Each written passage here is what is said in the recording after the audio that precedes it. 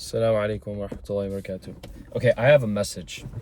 I have a message to all the people who grew up in bubbles and very insular circles. I am very happy that you have a tight community. But people move into places from outside of your circles. And if you are young, I will give you the benefit of the doubt and say that you likely have not experienced people coming from outside into your circles. I will tell you from experience that it is very difficult to be in that situation on the other side of the coin.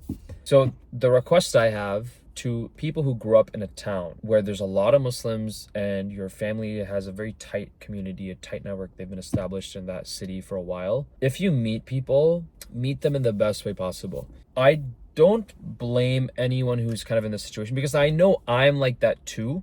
And I think it's just human nature, right?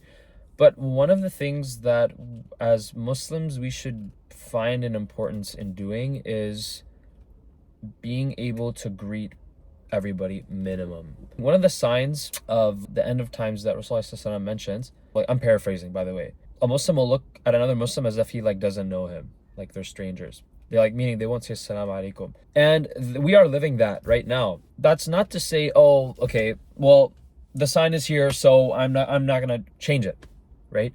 Like if you see somebody and you have no clue who they are, it is your responsibility to give them salam, right? If you see a random stranger and you yell salam alaikum, well, like you did your part.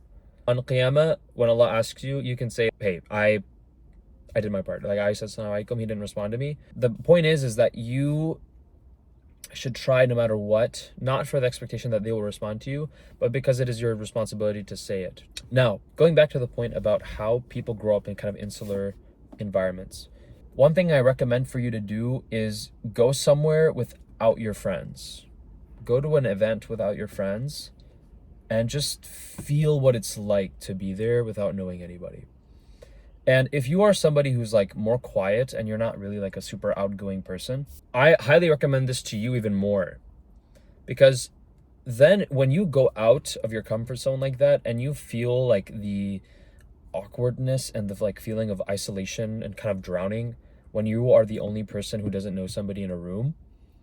And what makes it worse is when you even try to talk to people, they're cold, like they're not open, they won't even look at you or they don't really acknowledge your presence because they're too busy in their own world. Once you feel that, you will understand and you will be looking out for those people who are in the situation where they don't know anybody. There's a lot of people who move to places where they don't have family, they don't have community, and they really have to build it by themselves. A lot of Muslims who are more quiet people, they'll kind of shy away from even attempting to, because for those people who are shy, it takes them a lot of effort to already kind of go out and meet people and put themselves in an uncomfortable situation.